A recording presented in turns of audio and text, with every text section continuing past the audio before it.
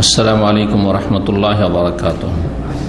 إن الحمد لله نحمده ونستعينه ونستغفره ونعوذ بالله من شرور أنفسنا ومن سيئات أعمالنا. من يهده الله فلا مضل له ومن يضلل فلا هادي له. وأشهد أن لا إله إلا الله وحده لا شريك له وأشهد أن محمدا عبده ورسوله صلى الله تعالى عليه وعلى آله وصحبه وسلم تسليما كثيرا. أما بعد فقد قال الإمام البخاري رحمه الله تعالى باب كتابة العلم. قال حدثنا ابن سلام قال أخبرنا وكيع عن سفيان عن مطرف عن الشعبي عن أبي جحيفة قال قلت لعلي رضي الله تعالى عنه هل عندكم كتاب؟ قال لا إلا كتاب الله أو فهم أوتيه رجل مسلم أو ما في هذه الصحيفة. قال قلت وما في هذه الصحيفة؟ قال العقل وفكاك الأسير ولا يقتل مسلم بكافر. আল্লাহ রাব্বুল আলামিন যাবতীয় প্রশংসা যে আল্লাহ রাব্বুল আলামিন দিন সম্পর্কে যাদেরকে জ্ঞান দান করেছেন এবং জ্ঞান অর্জনের সুযোগ সুবিধা তৌফিক দান করেছেন, আল্লাহ রাব্বুল আলামিনের সেটি বিশেষ কল্যাণ যা বান্দার সাথে তিনি ইচ্ছা করে থাকেন। মান ইউরিদিল্লাহু বিহি খাইরান ইউফাকিহু ফিদ্দীন।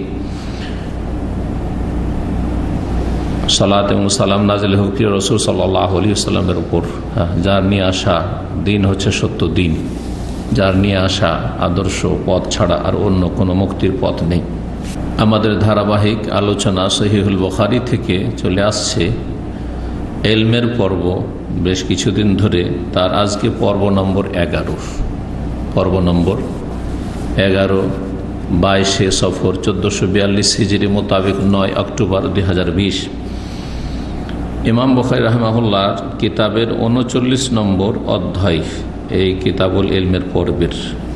তাতে বলছেন তিনি বাবু কিতাবাতিল ইলম।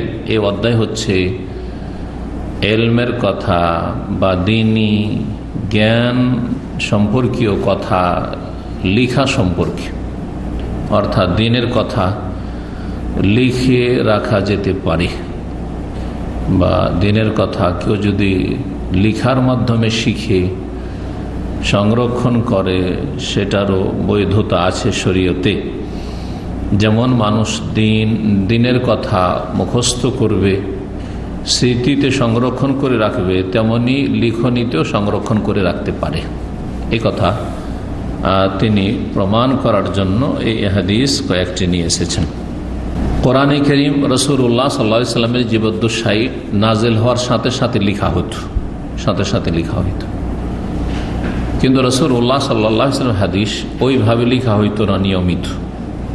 তিনি যখন যে প্রয়োজন হতো বলতেন, শিখাতেন, সাহাবায়ে কেরামরা তা মুখস্থ রাখার চেষ্টা করতেন।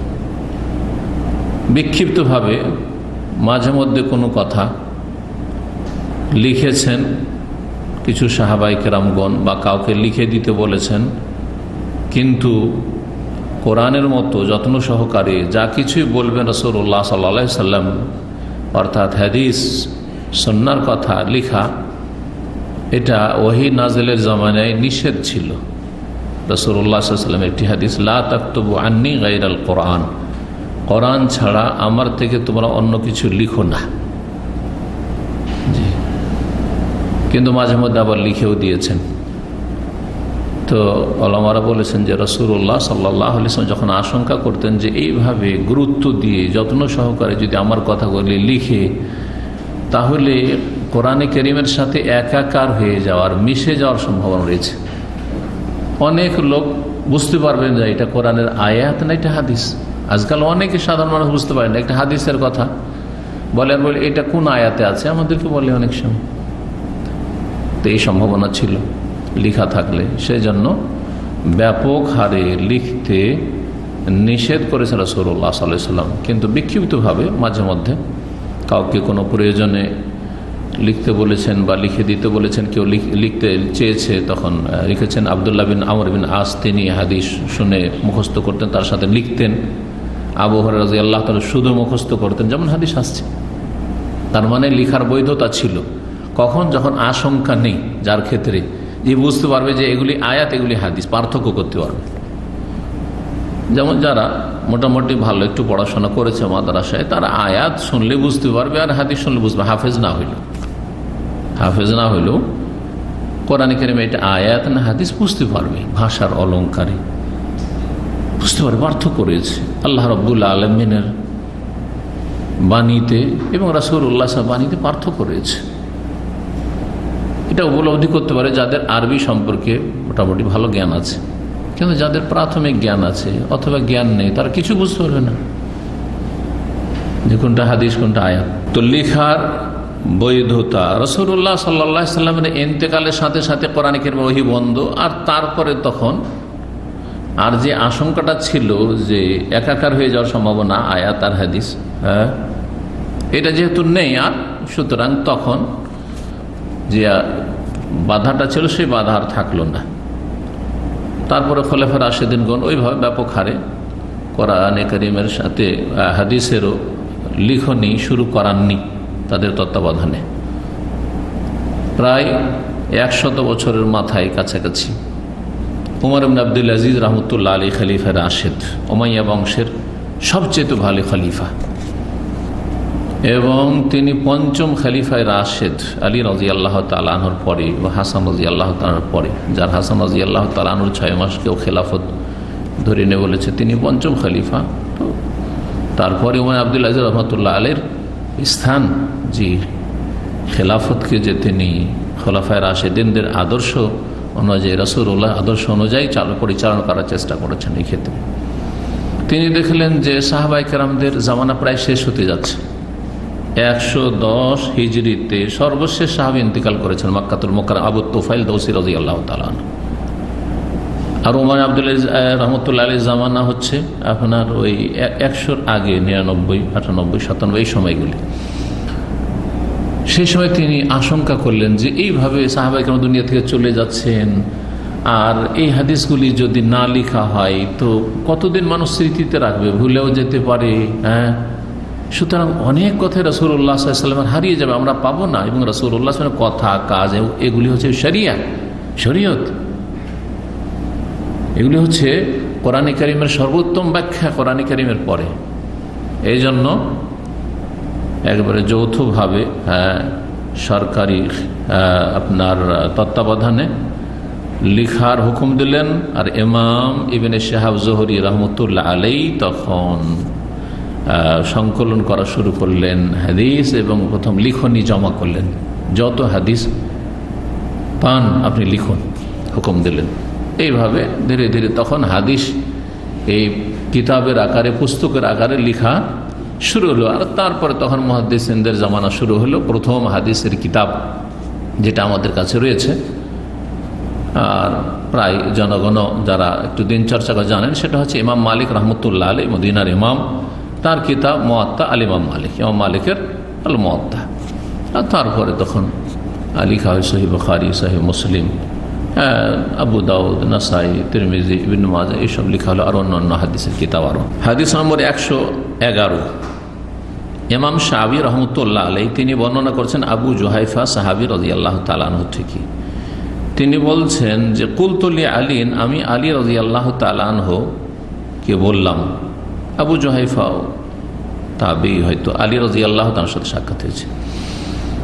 আমি আলী রাদিয়াল্লাহু তাআলা আনহুকে জিজ্ঞেস করলাম, হাল ইনদাকুম কিতাব, আপনাদের কাছে কি কোনো কিতাব আছে, মানে আলী বাইত, আলীর পরিবারের কাছে, আলী রাদিয়াল্লাহু তাআলার কাছে অথবা হাসান হোসেনের কাছে এমন কোনো বিশেষ কোনো লিখনি আছে যা স্পেশালভাবে রাসূলুল্লাহ সাল্লাল্লাহু আলাইহি ওয়াসাল্লাম আপনাদেরকে লিখে দিয়েছেন, সেটা আপনারা হেফাজতে রেখেছেন, সংরক্ষণ করে রেখেছেন?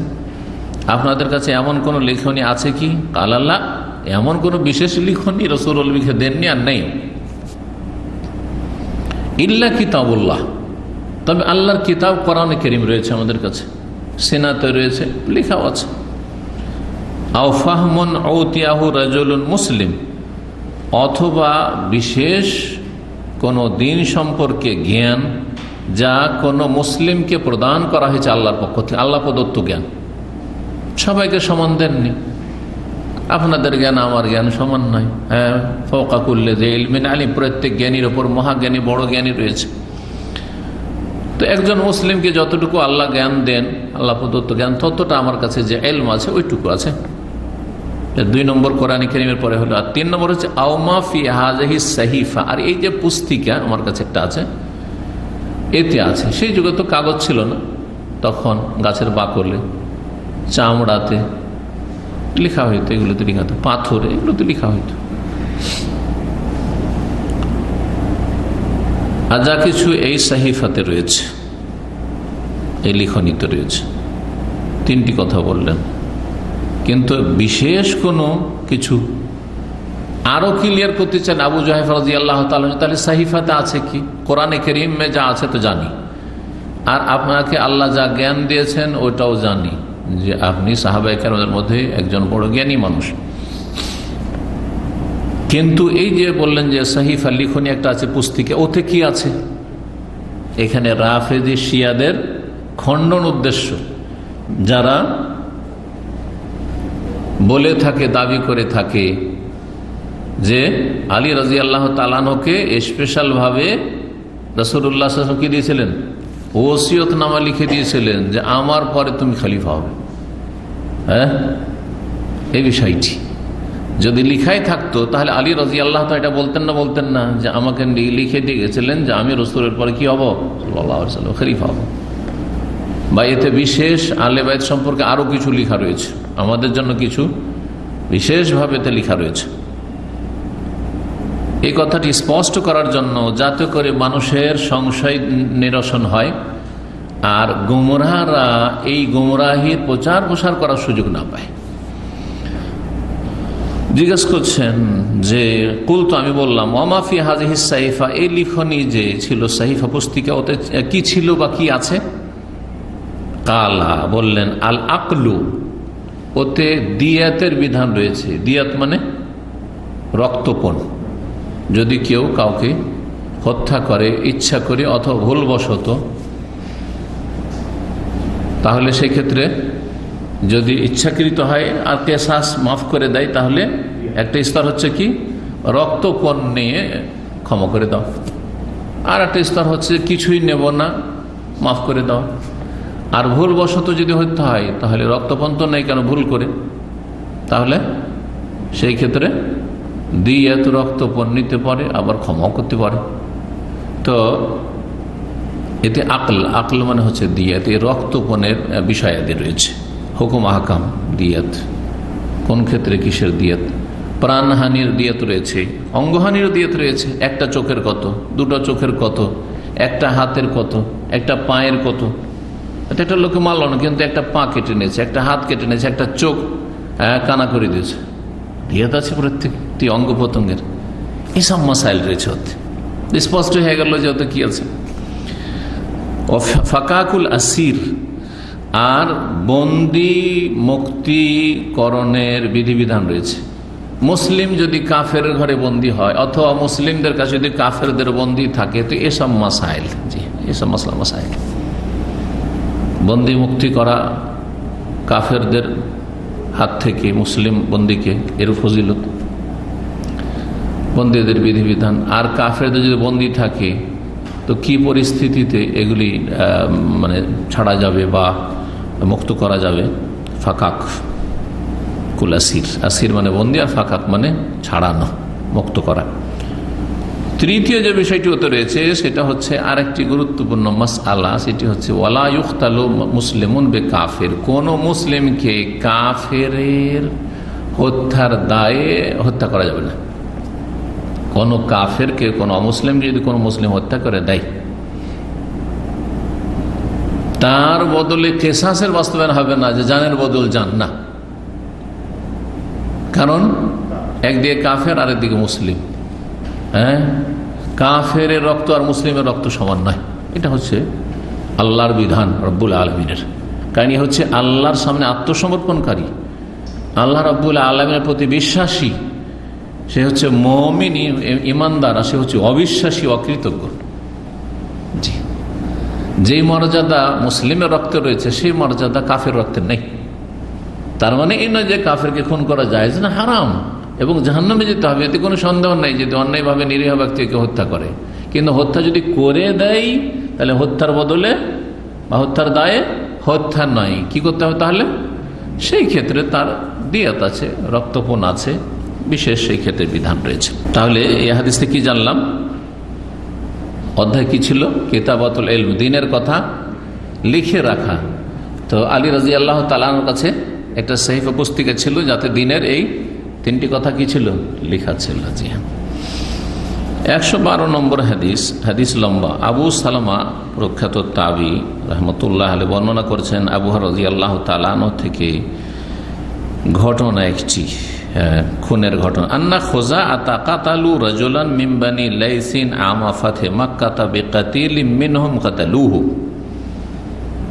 খোজা বংশের লোক, যে বংশটি রাসূলুল্লাহ সাল্লাল্লাহু আলাইহি ওয়াসাল্লাম মিত্র বংশ ছিল, এই খোজা বংশ বানু লাইস বংশের একজন ব্যক্তিকে হত্যা করেছিল আমা ফাতহে মক্কা, মক্কা বিজয়ের বছর। কেন তারা হত্যা করেছিল এই ব্যক্তিকে? লাইস গোত্রের বিকাতিলিম মিনহুম কাতালুহু, এই খোজা গোত্রের একজন নিহত ব্যক্তির হত্যার দায়ে কাতালুহু, যাকে এই লাইস গোত্রের লোকেরা হত্যা করেছিল, অর্থাৎ কিসাসে।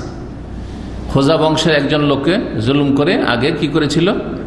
লাইস গোত্র, এই লাইস গোত্র কুরাইশদের, কাফেরদের মিত্র বংশ ছিল। তো ওই বংশের লোকেরা রাসূলুল্লাহ সাল্লাল্লাহু আলাইহি ওয়াসাল্লামের শত্রুদের মিত্র যারা এই লাইস বংশ, তাদের লোকেরা কি করেছিল? রাসূলুল্লাহ সাল্লাল্লাহু আলাইহি ওয়াসাল্লামের মিত্র বংশ খোজা বংশের একজন লোককে যে হত্যা করেছিল, এর দায়ে মক্কা বিজয়ের বছর খোজা বংশ সুযোগ পেয়ে বদলা নিয়ে নিয়েছে, জানের বদল জান। আর আরব দেশে যেহেতু গোত্রীয় শাসন ছিল, কাবিলা বংশীয় শাসন, তখন কোনো রাষ্ট্রীয় শাসন ছিল না, রাষ্ট্রীয় ব্যবস্থা ছিল না। সুতরাং গোত্রে এরকম হইত, এক গোত্রের লোককে কেউ যদি হত্যা করত, তাহলে যেই গোত্রে লোক নিহত হয়েছে ওরা যদি পারত তো সুযোগ পেলে বদলা নিয়ে নিত। কখনো একজনের বদলায় 10 জনকে খুন করে দিত। মানুষের হাতে আইন ছেড়ে দিলে এরকম হবে। মানুষের হাতে বিচার বা আইন ছেড়ে দেওয়া হবে না। হ্যাঁ, আইন কার হাতে থাকবে? শাসকের হাতে, সরকারের হাতে থাকবে, প্রশাসনের হাতে থাকবে। না হলে এরকমটাই হবে। খুনের বদল খুন করতে গিয়ে সীমা লঙ্ঘন হয়ে যাবে। একজনের জায়গায় 25-50 জনকে, 2 জনকে, 4 জনকে, অথবা যে খুন করেছে তাকে পারলো না, তার বাপকে খুন করে, তার মাকে খুন, তার স্ত্রী খুন, তার ছেলে মেয়েকে খুন করে। হচ্ছে না? মানুষ আইন হাতে নেওয়াতে এই হচ্ছে। এটা ইসলামে জায়েজ নয়, হারাম। ওয়ালা তাজিরু ওয়াজিরাতুন বিইজরি উখরা, কেউ কারো বোঝা উঠাবে না। এই জুলুম অত্যাচারগুলি আরবদের মধ্যে ব্যাপক আকারে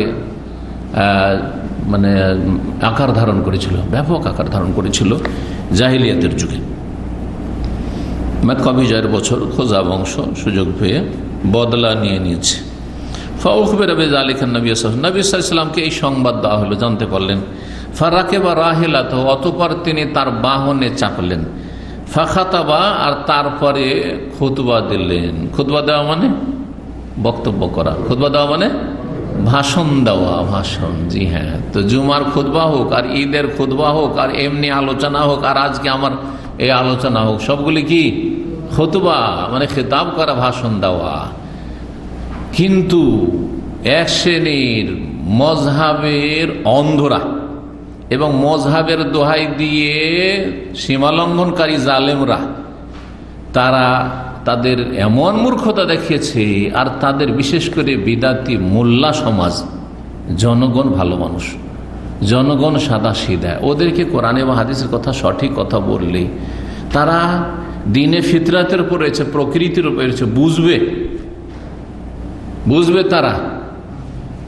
হ্যাঁ, কিন্তু মুসলিম জাতিকে বা মানব জাতিকে গুমরা করেছে কারা? ধর্মগুরুরাই হেদায়েত করে, যদি তারা হেদায়েত প্রাপ্ত হয়, আনআমতা আলাইহিম পুরস্কৃত হয়। আর মাগদুব আলাইহিম বা দল্লিন যদি হয়, গজব প্রাপ্ত বা পথভ্রষ্ট যদি হয়, মুদিল্লিন হয়, তাহলে তারাই কিন্তু জাহান্নামে নিয়ে যাচ্ছে নেতৃত্ব দিয়ে। ইন্নামা আখাফু আলাইকুম আলাইম্মাতাল মুদিল্লিন, রাসূলুল্লাহ বলছেন, আমি আমার উম্মতের জন্য খুব আশঙ্কা করছি, তোমাদের জন্য আশঙ্কা করছি পথভ্রষ্টকারী গোমরাহকারী, জাহান্নামের দিকে নিয়ে জানেওয়ালা নেতাদের, ধর্মগুরুদের বলে এরাই নিয়ে যাবে। এরা নিজেরা পথভ্রষ্ট এবং অন্যদেরকে পথভ্রষ্ট করবে। কিভাবে মানুষকে বিভ্রান্ত করছে। বছরে 52টি জুমার খুতবা হচ্ছে, 2টি ঈদের খুতবা, 54টি বিষয় সম্পর্কে এমনিতে সকল স্তরের মানুষ জানার সুযোগ পাবে। কারণ সকল স্তরের মানুষ জুমা পড়ে, মুসলিমরা সকল স্তরের মানুষ ঈদ পড়ে। রাষ্ট্রপতি, প্রধানমন্ত্রী থেকে শুরু করে একেবারে নিচু রিক্সা চালক পর্যন্ত, ডোম মেথর পর্যন্ত মুসলিম সমাজের তারা জুমা পড়ে আর ঈদ পড়ে। আরে বেনামাজি অভাব নেই মুসলিম সমাজে, কিন্তু জুমা পড়া আর ঈদ পড়া মুসলমানদেরও অভাব নেই। যেমন বেনামাজির অভাব নেই, তেমন ঈদ পড়ার জুমা পড়া মুসলিমদেরও অভাব নেই। মাশাআল্লাহ। তো কমপক্ষে যদি যেই ভাষা জনগণ বোঝে সেই ভাষায় যদি খুতবা দেওয়া হইতো, ভাষণ দেওয়া হইতো, তাহলে বছরে 54টা টপিকস সম্পর্কে জানতে পারত। আমার আলোচনাগুলি আজ 22 বছর সৌদি আরবে, প্রথম দিকে সপ্তাহে 1টি 2টি করে হইতো। যারা পুরাতন লোক জানেন, মঙ্গলবারে একটা সাপ্তাহিক প্রোগ্রাম হইতো বিষয়ভিত্তিক, তখন বৃহস্পতিবার ছিল না। আর জুমাবারে জুমার পরে দার্স 2টো। এই 2টো থেকে বছরে 2টো সপ্তাহে হওয়াতে কত হয়ে গেল? কত হয়ে গেল চিন্তা করেন। আজকে চিন্তা করেন কত আলোচনা আলহামদুলিল্লাহ আছে, কত আলোচনা আছে। তাফসীর, তাওহীদ, আকীদা, উসুলে সালাসা, আর ফারায়েজ, আর আপনি বহু বিষয় রয়েছে আলহামদুলিল্লাহ, হাদিস, ফিকহি মাসাইল, আলহামদুলিল্লাহ রাব্বিল আলামিন। তো চিন্তা করেন যদি এই জুমার আলোচনাগুলি, জুমার খুতবাগুলি বাংলা ভাষীদের মাঝে বাংলা ভাষায় হতো, যারা ইংলিশম্যান, ইংরেজি ভাষা বলে যেখানকার লোকেরা, সেখানে ইংরেজি ভাষায় যেমন হচ্ছে আলহামদুলিল্লাহ হচ্ছে, ইউরোপ আমেরিকাতে ঠিক ইংলিশ ভাষাতে খুতবা হচ্ছে। যেখানে উর্দু ভাষী, ভারত পাকিস্তানে সেখানে উর্দু ভাষায় হইতো। যেমনটা যারা সহি আকীদা আমলের অনুসারী তাদের মসজিদে ঠিক হচ্ছে, তাহলে সকল স্তরের মানুষরা দিন সহজে শিখে যেত, সহজে দিন শিখে যেত। দিন শেখার জন্য আলাদা করে তাদের সময় বের করতে হইতো না, আর সময় বের করতে পারে না, যার ফলে দিন অধিকাংশ মানুষ শিখেও না, না এলেম আছে, না ভালো আমল আছে, না সহি শুদ্ধ আমল আছে, না ইসলামের কোনো কাজ আছে। বাপ দাদা থেকে যা কিছু পেয়েছে, ওয়াজাদানা আলাইহি আবানা কাযালিকা ইয়াফআলুন, ভুল পেয়েছে ভুল, শিরক পেয়েছে শিরক, বেদাত পেয়েছে বেদাত, কুসংস্কার পেয়েছে কুসংস্কার, যা পেয়েছে তাই ধর্মকর্ম করছে কিছু লোকেরা, কিছু না, অধিকাংশ লোকেরা মুসলিম সমাজে। তো যারা এই মাতৃভাষায় খুতবায় বাধা দিয়ে থাকে, যেসব মোল্লারা, তারা দলুন মুদিল্লুন, নিজেরা পথভ্রষ্ট, অন্যদেরকে পথভ্রষ্ট করে। এবং তারা যেহেতু গুমরাহির নেতৃত্ব দিচ্ছে, সুতরাং তারা জেনে শুনে খুতবার অর্থ বুঝার পরেও তারা অবুঝ হয়ে যাচ্ছে ধর্মান্ধতায়, তারা মাগজুব আলাইহিম, আল্লাহর গজব তাদের উপর। আর যারা জনগণ মূর্খ হয়ে রয়েছে তারা মাগজুব আলাইহিম নয়, কিন্তু তারা হচ্ছে দল্লুর, গুমরাহ। সূরা ফাতিহাতে আল্লাহ ভাগ করে দিয়েছেন, আপনি দল্লিন হবেন না মাগজুব আলাইহিম হবেন, না আনআমতা আলাইহিম হবেন, আপনি পুরস্কৃত হবেন। বুঝলেন আপনি এখন রাস্তা তিনটে, রাস্তা তিনটে জানেন, আগে শিখেন, শুদ্ধ আমল করে, সহি শুদ্ধ আমল করেন, দিনকে আঁকড়ে ধরেন, তাহলে আপনি পুরস্কৃত আল্লাহর কাছে, সিরাতাল্লাযীনা আনআমতা আলাইহিম, ওই পথের পথিক।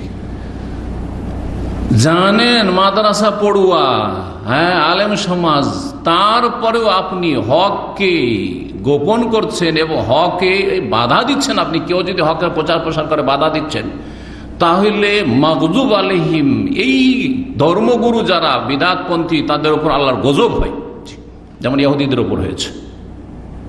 কারণ ইহুদিরা তাওরাতের জ্ঞানী ছিল, আহবার যথেষ্ট তাদের মধ্যে ছিল, বড় বড় পণ্ডিত ছিল, কিন্তু তারা জাতিকে পথভ্রষ্ট করেছে। রাসূলুল্লাহ দাওয়াতের কাছে ইহুদিদেরকে আসতে দেয়নি, যার ফলে হাতে গোনা কয়েকজন ইহুদি ছাড়া কেউ ইসলাম গ্রহণ করে রাসূলুল্লাহ সাল্লাল্লাহু আলাইহি ওয়াসাল্লাম। রাসূলুল্লাহ সাল্লাল্লাহু আলাইহি ওয়াসাল্লাম বহু খ্রিস্টান মুসলমান হয়েছে, কিন্তু ইহুদি মুসলমান হয়নি। কারণ বাধা ছিল এই বিদাতি মোল্লা ইহুদি সমাজের। যেই সমাজে বেদাতি মোল্লা হকে বাধা দিবে, সেই সমাজের লোক হেদায়েত পাবে না। ভালো করে শুনুন। আর যদি বেদাতি মোল্লার বাধা থেকে মুক্ত হতে পারেন, যেমন প্রবাসী যারা ইউরোপে চলে গেছে, আমেরিকা কানাডা চলে গেছে, অস্ট্রেলিয়া চলে গেছে, বিদেশে থাকছে, ওই এলাকায় চলে গেলে অনেকটা, আরব দেশে বিশেষ করে চলে এসছে, তো আরো বেশি সুযোগ সুবিধা হয়েছে। সৌদি আরব আসলে আরো সুবিধা হয়েছে। এইখানে বেদাতিদের মুখ বন্ধ আছে আর কোরআন সুন্নাহর অনুসারীদের মুখ খোলা আছে, যার ফলে এখানে সহজে সঠিক দিনটা জানতে পারছে। আর বাধা দানকারী গুমরাহ মুদিল্লিন নাই, এখানে পথভ্রষ্টকারীরা নেই, যার ফলে লক্ষ লক্ষ মানুষ সঠিক পথের দিক নির্দেশনা পাচ্ছে এবং হেদায়েত পাচ্ছে। আলহামদুলিল্লাহ, হেদায়েত হচ্ছে। আর জনগণ যারা মূর্খামির পরিচয় দিবে, আরে এত বড় বড় হুজুররা বলছে আমাদেরই দল ভারী, সুতরাং হক কথা মগজে ঢুকাবার চেষ্টা করে না, তারা হতো দলিন। দোয়া করতে আল্লাহ বলেছেন গায়রিল মাগদুবি আলাইহিম ওয়ালাদ-দাল্লিন। আল্লাহ গজব প্রাপ্ত বানায় না, আর দলিন পথভ্রষ্ট বানায় না। জনগণ যারা মূর্খতার কারণে শিখলো না আর আমলও ঠিক করলো না, ওই দলেও করিও না। আর জানলাম শিখলাম কিন্তু মানলাম না, আরো বিরোধিতা করলাম হকের, ওই রকম গুমরাহ গজব প্রাপ্ত দলেও আল্লাহ করিও না। কি করিও? ইহদিনাস সিরাতাল মুস্তাকিম, সরল পথের পথিক করো, আল্লাহ রাস্তা দেখাও। সিরাতাল্লাযীনা আনআমতা আলাইহিম, যারা পুরস্কৃত, যাদেরকে তুমি এনাম করেছো, নিয়ামত দিয়েছো, যাদের জন্য তুমি নিয়ামতের অনুগ্রহের ঘোষণা করেছো দুনিয়া এবং আখিরাতে। দুনিয়ায় তাওহীদের নিয়ামত, সুন্নতের নিয়ামত, দিন শিখা এবং দিন শিখে সঠিক দিন পালনের নিয়ামত, সহি শুদ্ধ ইবাদত বন্দেগীর নিয়ামত, শান্তির নিয়ামত, ইসলাম যে সত্যি তাওহীদের দিন, সুন্নাহর দিন, এই শান্তির নিয়ামত। আর আখিরাতে জান্নাতের নিয়ামত। ওয়াইজা রাআইতা সাম্মা রাআইতা নাঈমান মুলক ওয়া মুলকান কাবীরা। ওয়াইজা রাআইতা সাম্মা রাআইতা নাঈমান ওয়া মুলকান কাবীরা। যখন তুমি জান্নাতে দেখবে, রাআইতা নাঈমান, নিয়ামতে ভরা দেখবে, নিয়ামতে ভরা দেখবে। আনআমতা আলাইহিম হতে পারলে, ওয়া মুলকান কাবীরা, বিশাল রাজত্ব দেখবে। কি দুনিয়া কিসের রাজত্ব? বিশাল রাজত্ব দেখবে, বিশাল রাজত্ব পাবে সেখানে। এইসব নিয়ামত কার জন্য রয়েছে? যারা দুনিয়াতে আনআমতা আলাইহিমের দলে সামিল হতে পারবে। কিন্তু যারা দল্লিন হয়ে থেকে যাবে আর যারা মাগদুব আলাইহিম থেকে, তারা কখনো সেখানে যেতে পারবে না। ভালো করে সতর্ক সাবধান হন। জনগণকেও বলছি, এবং জনগণের যারা বিদাতি ধর্মগুরু, তাদেরকেও সতর্ক সাবধান করছি, আল্লাহকে ভয় করুন। যাক, কথা লম্বা হলেও প্রয়োজন ছিল, সেই জন্য বিষয়টি তুলে ধরলাম। আল্লাহ যেন আমাদের সকলের হেদায়েত নসিব করেন আর সকলকে জান্নাতের পথের পথিক হওয়ার তৌফিক দান করেন। হ্যাঁ, তো খুতবা দিল রাসূলুল্লাহ, মানে ভাষণ দিলেন। রাসূলুল্লাহ তো আরবিতে খুতবা দিতেন। তো রাসূলুল্লাহ সাল্লাল্লাহু আলাইহি ওয়াসাল্লাম তো আরবিতে মাসলা মাসাইল বলতেন, ফতোয়াও দিতেন। তা আপনারা ফতোয়ার বাংলায় কেন দিচ্ছেন? রাসূলুল্লাহ সাল্লাল্লাহু আলাইহি ওয়াসাল্লামকে জনগণ আরবিতে ফতোয়া জিজ্ঞেস করতো, আপনারা বাংলাতে কেন ফতোয়া জিজ্ঞাসা করছেন? জিজ্ঞেস করেন আমাকে, আরবিতে জিজ্ঞাসা করেন ফতোয়া, আরবিতে উত্তর দেব, আর আরবিতে আপনারা বুঝেন, আরবিতে বক্তব্য করবো, ভাষণ দেব। শুধু জুমার খুতবা আর ঈদের খুতবা নয়, এমনি ভাষণও তাফসীরও আরবিতে করবো ইনশাআল্লাহ। কিন্তু জনগণকে এই যোগ্যতা লাভ করতে হবে যে আরবি তাদের মাতৃভাষার মতো হইতে হবে, যেটা উত্তম। যে করতে পারে তো সবচেয়ে ভালো। সারা বিশ্বের সমস্ত মুসলিম যদি আরবি ভাষা বলতে পারে তো নূরুন আলা নূর, সবচেয়ে ভালো হোক না। কিন্তু তা কি সম্ভব? ফতোয়া জিজ্ঞেস করেন বাংলায়, হ্যাঁ, ফতোয়া নিবেন বাংলায়, একটা দোয়া বলবো, হুজুর আমি তো আরবি পড়তে পারি না, এটা একটু বাংলা উচ্চারণটা লিখে দেন তো। অর্থ দিয়ে হইল না, একটু উচ্চারণটা বাংলায় লিখে দেন তো। বাংলায় একটু উচ্চারণটা কেউ লিখে দেওয়ার নেই কেন? আল্লাহ যেন হেদায়েত দান করেন। রাসূলুল্লাহ সাল্লাল্লাহু আলাইহি ওয়াসাল্লাম খুতবা দিলেন, ভাষণ দিলেন। ফাকাল বলে, ইন্নাল্লাহ হাবাস আম্মাক্কাতাল কাতলা আউল ফিলা, নিশ্চয় আল্লাহ রাব্বুল মক্কা থেকে রক্তপাতকে বাধা দিয়েছেন, মক্কা হতে রক্তপাতকে বন্ধ করেছেন বা বাধা দিয়েছেন। হাবাসা মানে বাধা দান করা, বন্ধ করা ভাব অর্থ। বর্ণনাকারীর সন্দেহ, এখানে ইমাম আবু আবদুল্লাহ মোহাম্মদ বিন ইসমাইল আল বুখারী, ইমাম বুখারী রাহমাতুল্লাহ আলাইহি সন্দেহ যে এখানে ফিল না কাতল। এই সন্দেহ কেন? যদি নক্তা লিখতে গিয়ে যদি নক্তার কম বেশি হয়ে যায় তাহলে কাতলটা ফিল হয়ে যাবে, কাতলটা কি হয়ে যাবে? ফিল হয়ে যাবে। কাতলে কাফ আছে, কাফে দুটো নক্তা, তাই না? আর ওপরে সেখানে একটা করে দেন, তাহলে কি হয়ে গেল? ফা হয়ে গেল। আর তা আছে কাতল, কাফের পরে তা আছে, তায়ে ওপরে দুটো নক্তা আছে, ওপরে দুটো যদি নিচে নামিয়ে দেন তাহলে কি হয়ে যাবে? হ্যাঁ, ফিল হয়ে যাবে। কাতলের জায়গায় ফিল হয়ে যাবে, ফা আর তারপরে ইয়া ফিল। ফাইল মানে কিছু হয় না, কিন্তু ফিল মানে হয়, ফিল মানে হাতি। আর এই হাদিসে হাতি বললে হস্তি বাহিনীর ইতিহাসের দিকে ইঙ্গিত হয়। সুতরাং আল্লাহ রাব্বুল আলামিন মক্কা থেকে হস্তি বাহিনীকে বাধা দিয়েছিলেন, থামিয়ে দিয়েছিলেন। সে মুজদালিফা আর মিনার মাঝখানে যে মহাস্সের উপত্যকা, ওয়াদি মহাস্সের, সেখানে থামিয়ে দিয়েছিলেন।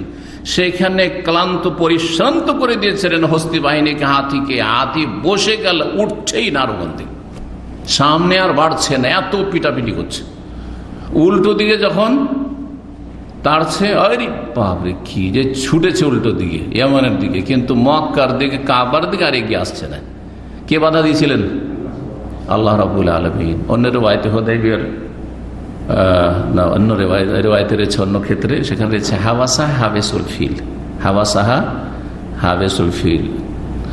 যেই সত্তা হস্তি বাহিনীকে বাধা দান করেছিলেন তিনি বাধা দিয়েছেন। তো এই কথাগুলি একাধিক হাদিসে এসছে। এইখানেও দুই রকম রেওয়ায়েত সন্দেহ।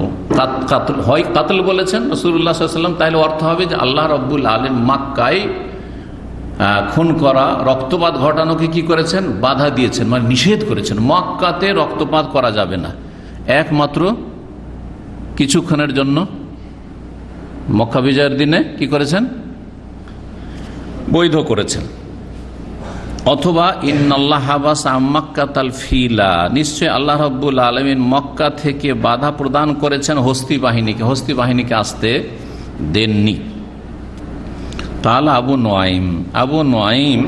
নুআইম রাহমাতুল্লাহ আলাইহি বলছেন, ওয়াসুল্লিতা আলাইহিম রাসূলুল্লাহ ওয়াল মুমিনুন, তবে মক্কার কাফেরদের উপর আল্লাহ রাব্বুল আলামিন চাপিয়ে দিয়েছিলেন তার রাসূলকে, রাসূলুল্লাহ সাল্লাল্লাহু আলাইহি সাল্লামকে চাপিয়ে দেওয়া হয়েছিল। আর মুমিনদেরকে তাদের উপর কি করা হয়েছিল? চাপিয়ে দেওয়া, মানে বিজয় দান করা হয়েছিল। মক্কা বিজয়ের দিনে তাদের উপর বিজয় দান করা হয়েছিল। তো মক্কা বিজয়ের দিন যুদ্ধ হয়েছে, কিন্তু তাতে তেমন বেশি কেউ হতাহত হয়নি। অস্ত্র ধারণের প্রয়োজন হয়েছে, আর মাত্র কয়েকজন নিহত, কিন্তু তেমন বড় ধরনের কোনো যুদ্ধের প্রয়োজন বা রক্তপাতের প্রয়োজন হয়নি। সুবহানাল্লাহ, এত বড় একটি মহাবিজয়, আর তাতে মাত্র হাতে গোনা কয়েকজন হতাহত হচ্ছে। এটি আল্লাহর খাস রহমত। এবং এটা বাস্তবে প্রমাণ করে যে মুহাম্মদুর রাসূলুল্লাহ সাল্লাল্লাহু আলাইহি ওয়াসাল্লামের মাধ্যমে যে দ্বীন এসেছে, দ্বীনে হক এবং দ্বীনুল ইসলাম, সেটি হচ্ছে সত্য দ্বীন। এর বিজয় হবেই হবে। সারা পৃথিবী যদি এক হয়ে যায় ইসলামকে মুছে দেওয়ার জন্য, সারা পৃথিবী ধ্বংস হয়ে যাবে, ইসলাম ধ্বংস হবে না। ইসলাম থাকবে, ইসলাম থাকবে ইনশাআল্লাহ তাআলা। জি ইনশাআল্লাহ, সন্দেহ মুক্ত ইনশাআল্লাহ। তাহকিকান বলছি, তালিকান বলছি না, কোনো সন্দেহ করে বলছি না বা আশা করে বলছি না, ইয়াকিনের সাথে বলছি ইসলাম থাকবে। সুতরাং ইসলামের শত্রুতা করে লাভ নেই। মুনাফিকদেরকে বলছি ইসলামের শত্রুতা করে লাভ নেই, নারীবাদীদেরকে বলছি ইসলামের শত্রুতা করে লাভ নেই, আর হেজাব আর দিনের যে নারী সংক্রান্ত মাসাইল রয়েছে সেগুলির বিরোধিতার শত্রুতা করে লাভ নেই। আর কাফেরদেরকেও বলছি, বিজাতিদেরকেও বলছি যে ইসলামের শত্রুতা করে কোনো লাভ নাই। ইউরিদুনা লিইউতফিউ নূরাল্লাহি বিআফওয়াহিহিম, তারা ফু দিয়ে আল্লাহর জ্যোতিকে নিভিয়ে দিতে চায় দিন ইসলাম, দিনে হক। আল্লাহ মুতিম্মু নূরিহি, আল্লাহ অবশ্যই তার জ্যোতিকে পূর্ণতা দান করবেন। জ্যোতি রাখবেন বলেননি, জ্যোতি কি করবেন? মতিম্ম, পূর্ণতা দান করবেন।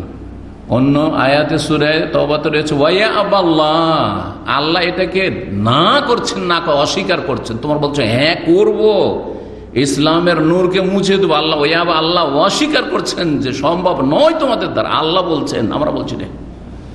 ইল্লা ইউতিম্মা নূরাহ, আল্লাহ তার নূরকে পূর্ণতা দান করবেন। ওয়ালাউ কারিহাল কাফির, যদিও কাফির জ্বলে পুড়ে ধ্বংস হয়ে যায়, মতো বেগাই দেখুন ধ্বংস হয়ে যাও, ইসলাম ধ্বংস হবে না। জি জি, লা ইয়াদুররুকুম ইল্লা আযা, দিনের ওপর থাকো, সামান্য কষ্ট দেবে, সামান্য কষ্ট দেবে।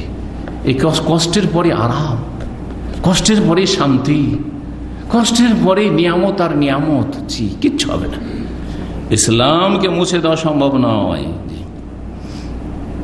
जितना ही दबाओगे उतना ही उभरेगा, যত চাপার চেষ্টা করবেন তত বেশি তার প্রচার প্রসার করবে, চারিদিক থেকে ছড়িয়ে পড়বে। শক্তিশালী কোনো কিছুকে যদি ধামা চাপার দেওয়ার চেষ্টা করেন তাহলে কি হবে? চারিদিক থেকে রাস্তা নেবে।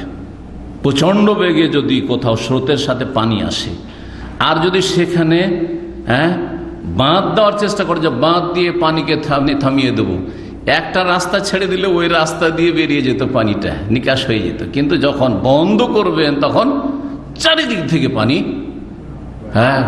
জোরে সোরে প্রবাহিত হবে এবং সমস্ত কিছুকে ভেঙে দেবে এবং চারিদিকে জড়িয়ে যাবে। ঠিক ওই রকমই দিন ইসলাম, ঠিক ওই রকমই দিন ইসলাম।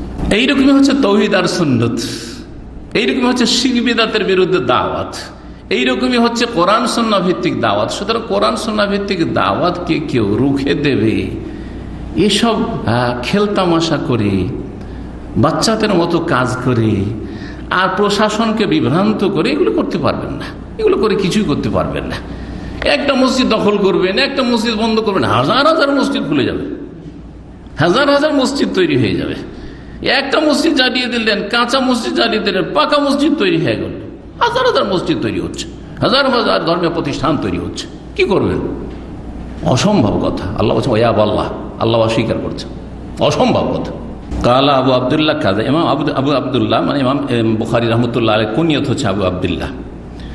ইমাম আবু আবদুল্লাহ ইমাম বুখারী রাহমাহুল্লাহ এইরকম বলেছেন যে ইন্নাল হাবাসা মাক্কাতাল কাতলা অথবা আল ফিলা। কাতল বলেছেন যে মক্কায় রক্তপাত আর হবে না, মক্কা বিজয়ীদের যে সামান্য কিছুক্ষণের জন্য হয়েছে, আল্লাহ স্পেশাল বৈধতা দিয়েছেন, আর হবে না কিয়ামত পর্যন্ত, নিষিদ্ধ, হারাম, কেউ বৈধ করলে সেটা বৈধ হবে না। আর ইন্নাল হাবাসা মাক্কাতাল কাতলা। জি, আল্লাহ শুনে রাখো ওয়াইন্নাহ লাম তাহিল্লা লি আহাদিন কাবলি, রাসূল বলছেন যে শুনে রাখো ভালো করে যে আমার পূর্বে কারো জন্য মক্কায় রক্তপাতকে, যুদ্ধ করাকে হালাল করা হয়নি, আগে কখন হালাল ছিল না। ওয়ালা তাহিল্লু লি আহাদিন বাদি, আর আমার পরেও কারো জন্য হালাল হবে না। কেউ যদি হালাল করতে আসে জালেম, তো হালাল হবে না, হারাম কাজ করবে। আলা শুনে রাখো ওয়াইন্নাহা ওহিল্লাত লি সাআতাম মিন নাহার, আমার জন্য যে হালাল করা হয়েছিল তা দিনের কিছুক্ষণের জন্য, সাআতান, দিনের কিছুক্ষণের জন্য। গত সপ্তাহে এইরকম একটি হাদিস গিয়েছে এই ভাষায়। আলা আরো শুনে রাখো ওয়াইন্নাহা সাআতি হাযিহি হারামুন লা ইউখতালা শাওকুহা, আর আমার এই সময়টি, এই যে সময়টি হারামুন, এই সময় মানে যুদ্ধ শেষ হওয়ার পরে, যুদ্ধ যখন শেষ হয়ে গেছে, মক্কা বিজয় হয়ে গেছে, এই সময়টি হারাম মানে আবার সম্মানিত মক্কা, মক্কাকে হারাম মানে এখানে রক্তপাত নিষিদ্ধ ঘোষণা করা হচ্ছে এবং মক্কা সম্মানিত, তার বিভিন্ন দিক দেখে সম্মান আল্লাহ রাব্বুল আলামিন রক্ষা করেছেন। যেমন লা ইউখতালা শাওকুহা, সেখানকার কাঁটা ভাঙা যাবে না বা কাঁটা ছাঁটা যাবে না। ইখতালা ছাঁটা, ছাঁটাই করে তো বুঝেন, ছাঁটাই করা, যে আজকাল ওই রাস্তাঘাটের পাশে গাছগুলো ছাঁটাই করছে না, বা খেজুরের গাছের ডাল ছাঁটাই করছে না, জি হ্যাঁ, ছাঁটাই করা। জি, কাঁটা ছাঁটা যাবে না। ওয়ালা ইউদাদু শাজারুহা, আর গাছ কাটা যাবে না।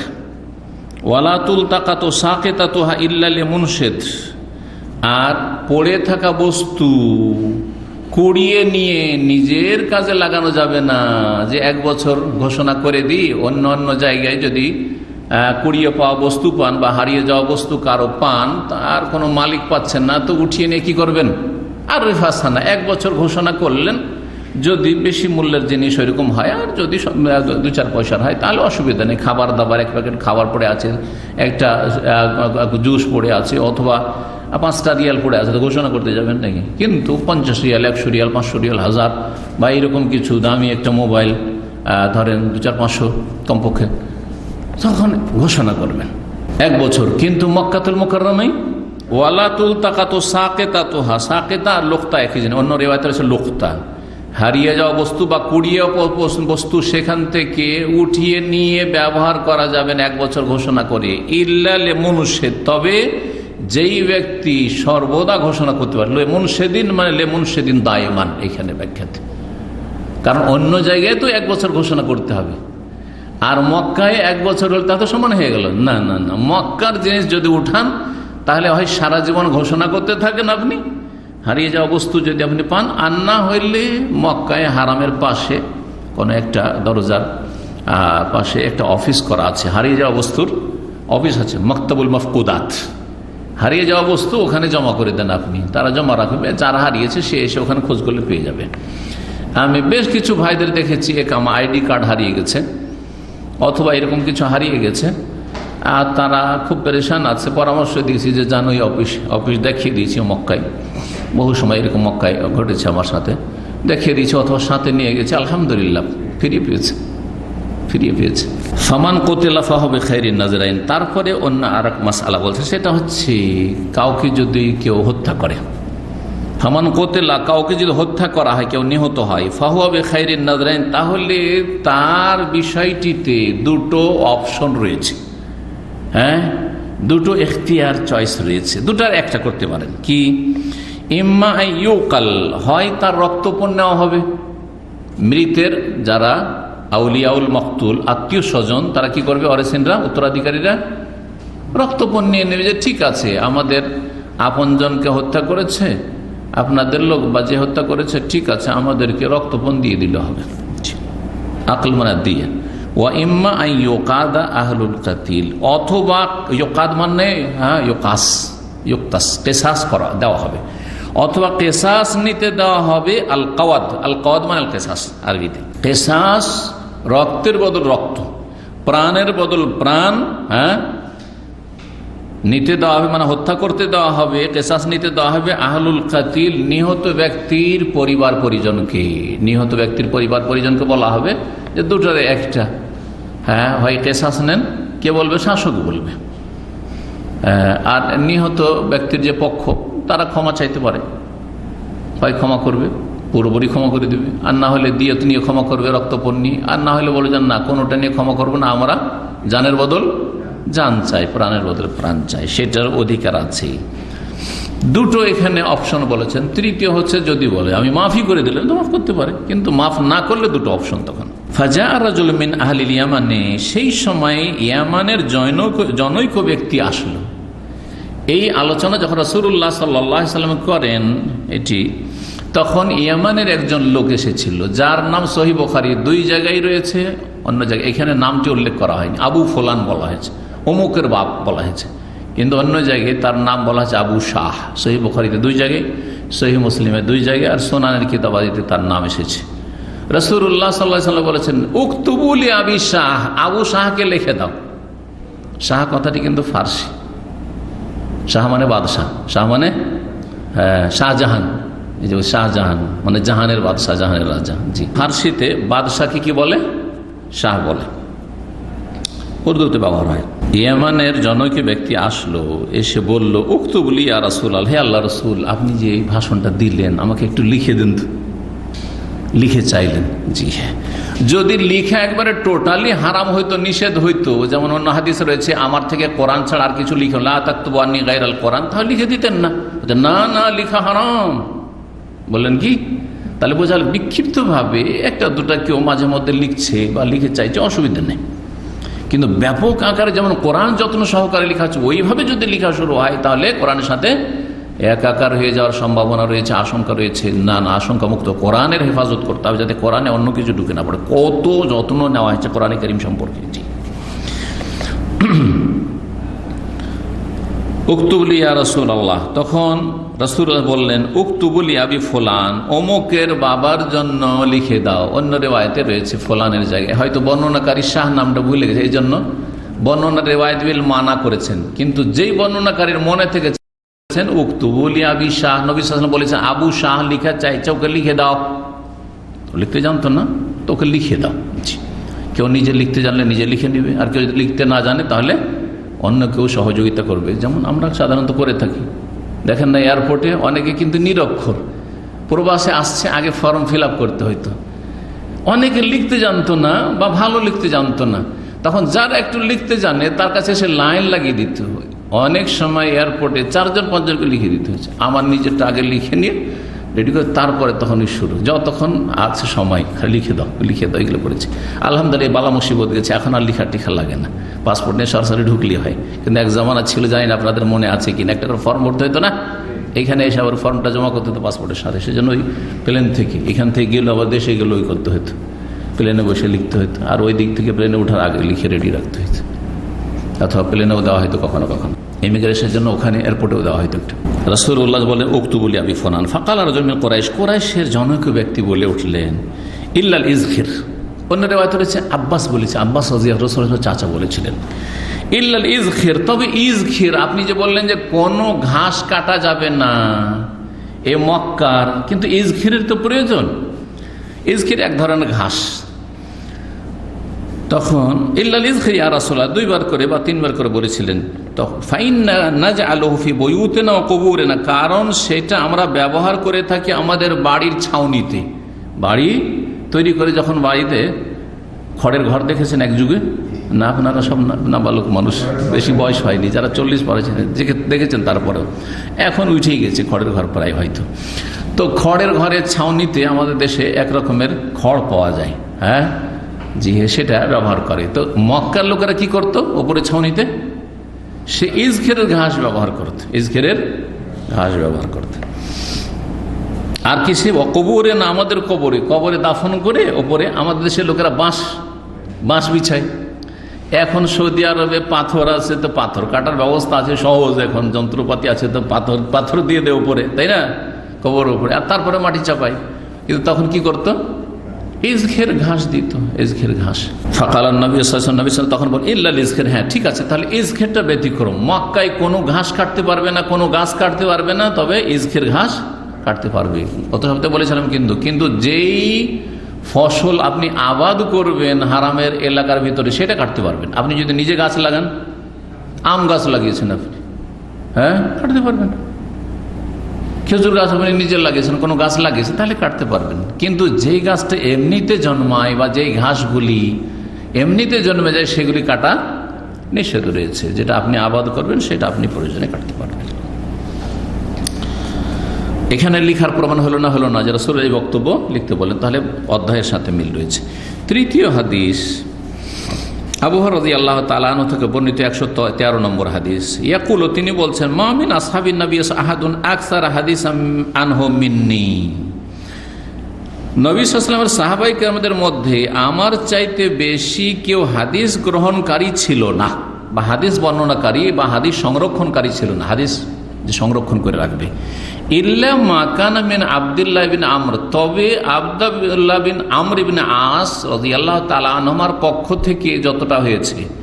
আবু হুরায়রা রাদিয়াল্লাহু তাআলা ধারণায় তিনি দেখতেন যে আমিও যেমন বেশি বেশি হাদিস মুখস্থ রেখেছি এবং হাদিস শোনাতে পারছি, তেমন আব্দুল্লাহ বিন আমর ইবনে আসও তো অনেক হাদিস শোনাতে পারছে। আর আব্দুল্লাহ বিন আমর আস লিখতে জানতেন, তো তিনি লিখে নিতেন, মুখস্থ করার সাথে সাথে কি করতেন, অতিরিক্ত তিনি লিখতেন। তো যে ব্যক্তি লিখতেও পারে আর মুখস্থ করতে পারে, তার হাদিস বেশি হবে না। এই ধারণা নিয়ে আবু হুরায়রা রাদিয়াল্লাহু তাআলা তার ধারণা মোতাবেক বলছেন যে আমার চাইতে হাদিস বেশি সংরক্ষণকারী হচ্ছে আব্দুল্লাহ বিন আমর ইবনে আস, কিন্তু আসলে বাস্তবে না। কেন আব্দুল্লাহ বিন আমরের কথা বললেন, বলছে ফাইন্নাহু কানা ইয়াকতুবু ওয়ালা আকতুবু, কারণ তিনি লিখতেন হাদিস শোনার পরে রাসূলুল্লাহ সাল্লাল্লাহু আলাইহি ওয়াসাল্লামের কাছ থেকে, ওয়ালা আক্তুব, আমি কিন্তু লিখতাম না, আমি যা শুনলাম যতটা পারলাম মুখস্থই করতাম। তবে মুখস্থতে যে আল্লাহ এত বরকত দিয়েছিলেন সেই হাদিস আসবে যে সুবহানাল্লাহ, আবু হুরায়রা রাদিয়াল্লাহু তাআলা আনহু আল্লাহর বিশেষ রহমতে এবং নবী সাল্লাল্লাহু আলাইহি ওয়াসাল্লামের বিশেষ দোয়াতে চাদর বিছাইতে বললেন একবার, যখন আবু হুরায়রা রাদিয়াল্লাহু তাআলা বললেন যে ইয়া রাসূলুল্লাহ, শুনছি কিন্তু ভুলে যাচ্ছি যে। আর ইসলাম গ্রহণ করেছেন খয়বরের যুদ্ধের সময়, নবী সাল্লাল্লাহু আলাইহি ওয়াসাল্লাম ইন্তেকালের মাত্র 3 বছর আগে, সপ্তম হিজরিতে, মাত্র 3-3.5 বছর সময় পেয়েছেন। ওই সময় অভিযোগ করি, ইয়া রাসূলুল্লাহ, শুনছি বয়স তো হয়ে গেছে, আর তারপরে শুনছি ভুলে যাচ্ছি। রাসূল বলে উবসুতরে তাকা, তোমার চাদরটা বিছিয়ে দাও। হাদিস আসবে, তবু ওইখানে যে প্রসঙ্গ আসলে সংক্ষেপে বলে দিচ্ছি। চাদর বিছালেন, রাসূলুল্লাহ সাল্লাল্লাহু আলাইহি ওয়াসাল্লাম নিজের আঞ্জলিতে নিয়ে যেন কিছু তাকে দান করে দিলেন, হ্যাঁ, এবং তাতে দোয়া করে দিলেন, হ্যাঁ।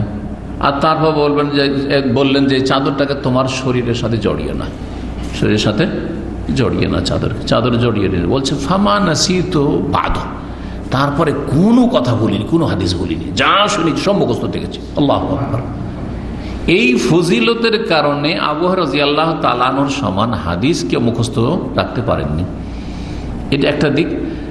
আর একটি দিক হচ্ছে যে আবু হুরায়রা রাদিয়াল্লাহু তাআলা আনহু আসহাবে সুফফার লোক ছিলেন, তার বাড়িও ছিল না, আর তার কোনো রুজি রোজগারও ছিল না, না মুহাজিরিনদের মতো ব্যবসাও ছিলেন, জানতেন না, করতেন না তিনি, আর না আনসারীদের মতো জমি জায়গা, চাষাবাদ, খেজুর বাগান কিছু ছিল না। হিজরত করে এসেছেন সে আলবাহা এলাকা, দৌসিদের এলাকা জানেন, আবু হুরায়রার বংশধর আলবাহা এলাকা। আলবাহা জানেন রেজগাল, হ্যাঁ, তায়েফের পেছন দিকে ব্যাক সাইডে আলবাহা, আবহা, আর তার এই দিকটাই হচ্ছে আলবাহা। আমি আলবাহা এলাকায়, এমনকি আবু হুরায়রা রাদিয়াল্লাহু তাআলা আনহুর যে গ্রাম এলাকা, ওই দৌস বংশের ওই এলাকায় আমি বক্তব্য করেছি আলহামদুলিল্লাহ, কয়েক বছর আগে, হয়ে গেল 7-8 বছর।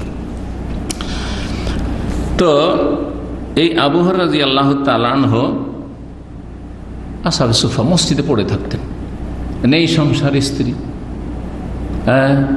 গরিব মানুষ, নেই বাড়িঘর, মসজিদে খাওয়া দাওয়া, যা কিছু খাওয়া দাওয়া মানে কিছু পেলে, খেজুর যদি কেউ দিয়ে গেল ঝুলিয়ে দিয়ে চলে যায়, ওখান থেকে 2-4টা, নবী সাল্লাল্লাহু আলাইহি ওয়াসাল্লামের কাছে কিছু আসলো, যখন হাদি উপঢৌকন আসলো, ওখান থেকে কিছু যদি দিতে পারলেন নবী সাল্লাল্লাহু আলাইহি ওয়াসাল্লাম। আর না হলে না খেয়ে অনাহারে সারা দিন রাত মসজিদে ঘুমানো, মসজিদে প্রয়োজনে ঘুমানো যায়। আসহাবে সুফফা মসজিদে ঘুমাইতেন। আসহাবে সুফফা মানে এই সুফিরা নয়, হ্যাঁ, এই পীরতন্ত্রের বেদাতিরা নয়, কিন্তু পীরতন্ত্রের বেদাতিরা আবার ওইদিকে টেনে নিয়ে যায়, কথা বুঝতে পারছেন না। আসহাবে সুফফা ওই সব, তাদের সংখ্যা প্রায় 70-এর মতো ছিল, যাদের না বাড়ি ছিল, না নারী ছিল, হ্যাঁ, আর না তাদের কোনো ব্যবসা বাণিজ্য ছিল, না তাদের জমি জায়গা ছিল, কিচ্ছু ছিল না, কিছুই নেই। ইসলাম কবুল করেছেন, এসেছেন রাসূলুল্লাহ কাছে সব সময়, যতক্ষণ মসজিদ নববীতে আছেন ওখানে চলে গেলেন নবী সাল্লাল্লাহু আলাইহি ওয়াসাল্লাম, তারপরও মসজিদে আরাম বিশ্রাম সব কিছু ওখানে, যার ফলে তিনি হাদিস বেশি সংরক্ষণ করতে পেরেছেন, মুখস্থ রাখতে পেরেছেন। আবু হুরায়রা রাদিয়াল্লাহু তাআলা হাদিস সংখ্যা কত ছিল জানেন? 5376-এর মতো ছিল। আর আব্দুল্লাহ বিন উমর রাদিয়াল্লাহু তাআলা হাদিস হলো 700 কিছু বেশি ছিল, 700 বেশি। কত পার্থক্য! বরং আব্দুল্লাহ বিন উমর না, আব্দুল্লাহ বিন আমর রাদিয়াল্লাহু তাআলা, আব্দুল্লাহ বিন উমর রাদিয়াল্লাহু, তিনিও মুকসিরিনদের মধ্যে, তারও অনেক হাদিস ছিল। আয়েশা রাদিয়াল্লাহু তাআলা আনহার হাদিস 2 নম্বরে, আয়েশা রাদিয়াল্লাহু তাআলার হাদিস সংখ্যা 2000-এর বেশি ছিল, 2000-এর বেশি হাদিস বর্ণনা এসেছে আয়েশা রাদিয়াল্লাহু তাআলা উম্মুল মুমিনিন থেকে রাদিয়াল্লাহু তাআলা আনহা। তাহলে লিখার প্রমাণ হইল না যে আব্দুল্লাহ বিন আমর আজ কি করতেন? এলেম লিখতেন, তার এলেম লেখা জায়েজ। 114 নম্বর হাদিস ইবনে আব্বাস রাদিয়াল্লাহু তাআলা আনহুমা থেকে বর্ণিত, তিনি বলেছেন লাম্মা ইশতাদ্দা বিন নবী সাওয়াজউহু, নবী সাল্লাল্লাহু আলাইহি সাল্লামের রোগ যখন চরম আকার ধারণ করল, রোগ যন্ত্রণা যখন বৃদ্ধি পেল, ইশতাদ্দা ওয়াজহু, রোগ যন্ত্রণা, ওয়াজন মানে ব্যথা, ওজন মানে কি পেন, ব্যথা, যে আজকাল এই শব্দটি ব্যবহার হয়, ওয়াজা বা আলাম মানে ব্যথা, ওজন মানে। যখন নবী সাল্লাল্লাহু আলাইহি সাল্লামের রোগ যন্ত্রণা বৃদ্ধি পেল, কালা, তখন বললেন একবারে মৃত্যুসজ্জায় শেষ অবস্থায়, তারপরে 4 দিন রাসূলুল্লাহ কিন্তু বেঁচে ছিলেন, তারপরেও 4 দিন রাসূলুল্লাহ বেঁচে ছিলেন। বললেন ইতুনি বিকিতাবিন, আমার কাছে একটা লিখনির উপকরণ নিয়ে আসো, মানে কোন একটা কিছু নিয়ে এসো যাতে লিখে দেবো, যাতে কি করব, লিখনির উপকরণ। তখনকার খাতা কলম বলা যাবে না, কারণ তখন খাতা কলম ছিল, খাতা ছিল না। হ্যাঁ, কলম তো আমরা কঞ্চির কলম ব্যবহার করেছি। আমরা ছোটকালে মাদ্রাসায় লেখাপড়া করেছি, কালির বড়ি পাওয়া যেত, সে গুলে নিতাম, আর তাতে কঞ্চির কলম, কঞ্চি চিকন করে দিত আমাদের আম্মা আব্বারা, আর তারপরে সেই কলম ডুবাইতাম, আর তারপর লিখতাম, কলম ডুবাইতাম আর খাতায় লিখতাম। জি, শ্রুতি হাতের লেখা সুন্দর করার জন্য এইটা আমরা করতাম। আর বাংলা লিখেছি স্লেট পেন্সিলে। স্লেট পেন্সিল ব্যবহার করেছেন না? ও খাতা দিয়ে শুরু করেছেন? হ্যাঁ জি। লিখনির উপকরণ নিয়ে এসো, মানে কিছু নিয়ে এসো যাতে লিখে দিত আমাদেরকে। আক্তুবু লাকুম কিতাবান, তোমাদের জন্য একটা লিখনি আমি লিখে দেব, লা তাদিল্লু বাদাহু, এই লিখার পরে তোমরা পথহারা হবে না, পথহারা হবে না বা দিশেহারা হবে না। কি করব না করব আমি লিখে দিচ্ছি। বিষয় কি ছিল এখানে উল্লেখ করা হয়নি, বিষয় কি ছিল উল্লেখ করা হয়নি। হয়তো রাসূলুল্লাহ সাল্লাল্লাহু আলাইহি সাল্লাম চেয়েছিলেন যে আমার পরে খলিফা হবে আবু বকর সিদ্দিক রাদিয়াল্লাহু তাআলা, সেটাই লিখে দিই, এটা হতে পারে। কিন্তু বলবেন যে আলী রাদিয়াল্লাহু তাআলা সম্পর্কে লিখে দিতেন, এটা মিথ্যা কথা, এটা মিথ্যা কথা। কেন? কারণ ইশারা ইঙ্গিতে একাধিক বিষয়ে রাসূলুল্লাহ সাল্লাল্লাহু আলাইহি ওয়াসাল্লাম স্পষ্ট করে দিয়েছেন যে আমার পরে খলিফা কি হবে, আবু বকর সিদ্দিক রাদিয়াল্লাহু তাআলা। একটা দলিল, যদিও সেটাকে লম্বা করবো না, সবগুলি দলিল বলবো না, একটা শুধু বলছি না। সহিহ বুখারীতে হাদিসগুলি আছে। যখন রাসূলুল্লাহ অসুস্থ হয়ে গেলেন আর ইমামত করতে পারছেন না, মসজিদে যেতে পারছেন না, তখন কি বললেন? মুরু আবু বকরিন ফালিউসাল্লি বিন নাস, তোমরা যাও আবু বকরকে বলো যেন লোকজনকে ইমামত করে নামাজ পড়িয়ে দেয়, সালাত পড়ায়। ইমামতি কাকে করতে বললেন? কেন? যদি খলিফা হতেন আলী রাদিয়াল্লাহু তাআলা, বলছে আলীকে বলো আলী ইমামত করুক, কথা বললেন না তো? বলেছেন? যেমন উমারের কথা বলেননি, বরং আয়েশা রাদিয়াল্লাহু তাআলা আনহা বিষয়টিকে স্পষ্ট করার জন্য, যাতে কারো কোনো সংকোচ না থাকে, কারো কোনো সমালোচনার পাত্র না হন তার আব্বা, সেই জন্য বিষয়টাকে আরো ক্লিয়ার করে মাজা ঘোষা করছেন। কি করছেন? 3 বার করে বলছেন, ইয়া রাসূলুল্লাহ, আমার আব্বা যে আবু বকর না, রাজুলুন রাকিকুল কালবি, অন্তরটা খুব নরম, অন্তর খুবই নরম আমার আব্বার। যখন দাঁড়াইবে আপনার জায়গাতে মেহরাবে সালাত পড়াইবার জন্য, আর আপনি অসুস্থ, উঠতে পারছেন না, লায়ুস নাস মিনাল বোকা, এত কাঁদতে শুরু করে দিবে যে ও সূরাই পড়তে পারবে না, মানুষ তার তেলাওয়াতি শুনতে পারবে না। মুরু ওমর ইয়া রাসূলুল্লাহ, আপনি একটু ওমরকে বলেন, এই ওমরের দিলটা শক্ত আছে। ওমর রাদিয়াল্লাহু তাআলাকে বলেন, উনি ইমামতি করবেন, মনটা শক্ত করে সালাত পড়াইতে পারবেন। রাসূলুল্লাহ সাল্লাল্লাহু আলাইহি সাল্লাম বললেন যে না না, মুরু আবু বকর ফালিউসাল্লি বিন নাস, মুরু আবু বকর ফালিউসাল্লি বিন নাস। শেষখানে বলছেন যে আনতুন্না কা সাওয়াহিব ইউসুফ, ও ইউসুফ আলাইহিস সালামের যে যুগের ওই মহিলাদের মতো তোমরা যে করছো। ওই যুগের মহিলারা যারা জুলাইখাকে কি করতো, ভর্ৎসনা দিত, আরে জুলাইখা কত পাগলি রে, ইউসুফের জন্য পাগল হয়েছে, বাড়ির চাকরের জন্য পাগল হয়েছে, একটা রানী আর বাড়ির চাকরের জন্য পাগল হয়েছে। অথচ তারাও সবাই পাগল ছিল, আমরাও যদি ইউসুফকে পেতাম। তাহলে ভিতরে ছিল যে না, জুলাইখা নিজেকে সামলাতে পারছে না, আমারই তো নিজেকে সামলাতে পারছি না, তাই না? এত সুন্দর, এত সুন্দর, আল্লাহ যে এত জামাল সৌন্দর্য দিয়েছে ইউসুফ আলাইহিস সালামকে, আল্লাহু আকবার। তো তেমনি তোমরা, মানে আয়েশা, তোমার মন ঠিকই বলছে যে আমার আব্বা ইমামতি, ওর কে চাইবে না আমার আব্বা ইমাম হোক রাসূলের পরে সাল্লাল্লাহু আলাইহি সাল্লাম? কে চাইবে না?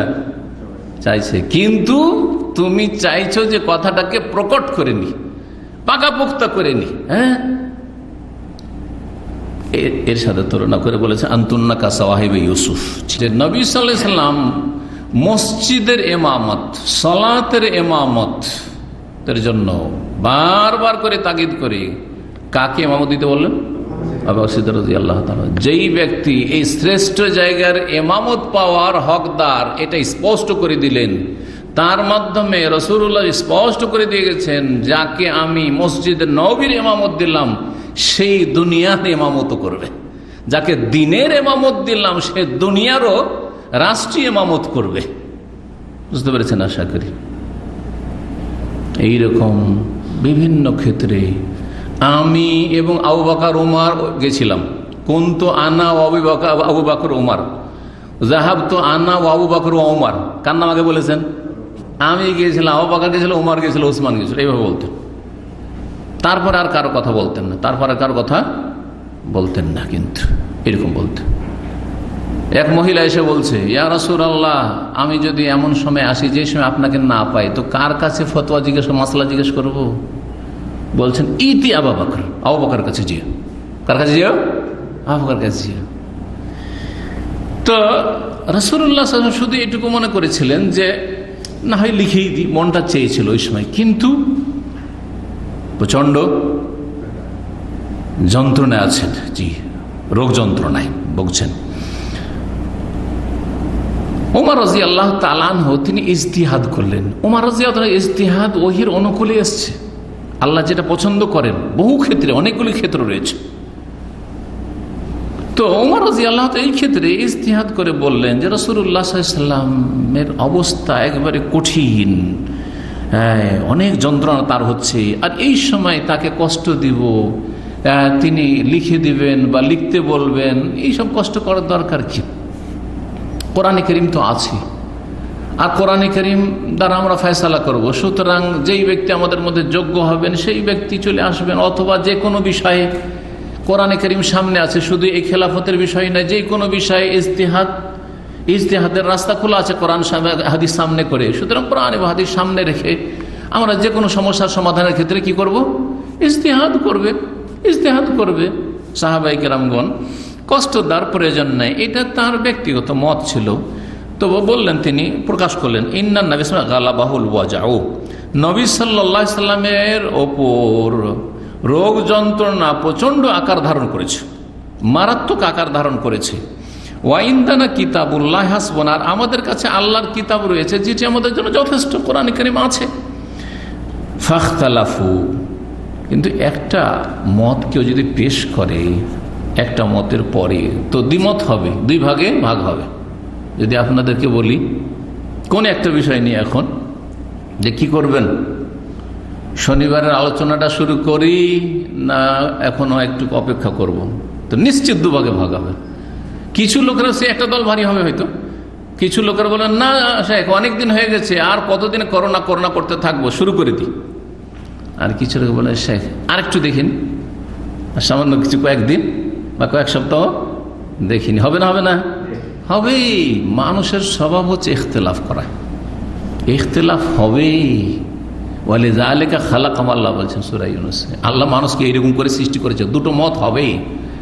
মতের ভিন্নতা মাঝে মধ্যে হতেই থাকবে, বরং বেশির ক্ষেত্রে হইতে থাকবে, কিন্তু এই ইখতিলাফ যেন ইফতিরাক পর্যন্ত না পৌঁছায়। ইখতিলাফ সাহাবায়ে কেরামদের যুগে ছিল, কিন্তু বিচ্ছিন্ন ইফতিরাক ছিল, বিচ্ছিন্নতা ছিল না, দলীয়করণ ছিল না, গোঁড়ামি ছিল না, অন্ধত্ব ছিল না, পক্ষ নেওয়া ছিল না। কোরআনের পক্ষ নেওয়ার চেষ্টা করবো, হাদিসের পক্ষ নেওয়ার চেষ্টা, সবাই একমত। জি, কোরআন এবং হাদিস দৃষ্টিকোণের পার্থক্য থাকতে পারে বোঝার ক্ষেত্রে, কিন্তু দল পাকাপাকি ছিল না, উম্মতকে ভাঙতে চাননি। এমনকি চার ইমাম আবু হানিফা, শাফি, মালিক, আহমদ ইখতিলাফ হয়েছে, তারা উম্মতকে চার ভাগে বিভক্ত করতে চাননি কখনো। ইজা সাহাল হাদিস ফাহুয়া সহিহ হাদিস আমাদের মযহাব।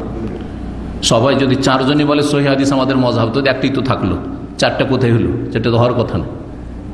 কিন্তু এমন দল পাকিয়ে দিলেন যে একজন আরেকজনের পিছনে সালাত আদায় করবেন না, আর একজন আরেকজনকে আরেক দলকে দেখতে পারছেন না, এইটাই হারাম কাজ করেছেন। আর তাআসসুবুল মাযহাবি হারাম, মযহাবি গোঁড়ামি হারাম। বাকি মযহাবের ইজতিহাদে যেটা যাকে বেশি শক্তিশালী লাগে সেটার উপর আমল করুক, সেটা আবু হানিফা রাহমাহুল্লাহর সাথে মিলে যাক, অসুবিধা নেই। বহু মাসাইলে আমি হানাফি, এই অর্থে হানাফি যে আবু হানিফা রাহমাহুল্লাহর মতকে প্রাধান্য দিয়ে দেয়, কিন্তু তার আগে সেটি হাদিস দ্বারা কোরআন হাদিস দ্বারা শক্তিশালী সেই জন্য, এবং সাহাবায়ে কেরামদের উক্তি বা তাদের আমলের মাধ্যমে শক্তিশালী সেই জন্য, অন্ধভাবে নয়। বহু মাসাইল ইমাম শাফির মাসলাকে প্রাধান্য দিই, অনেক মাসাইল ইমাম আহমদ রাহিমাহুল্লাহর মাসাইলকে প্রাধান্য দিই, কোন মাসাইল বা অনেক মাসাইল ইমাম মালিক রাহিমাহুল্লাহর মাসাইলকে প্রাধান্য দিই। তো আমি হানাফিও, আমি শাফিও, আমি মালিকও, আমি হাম্বলিও, আর আমি মুহাম্মদী সাল্লাল্লাহু আলাইহি ওয়াসাল্লাম। এরকম হইতে হবে।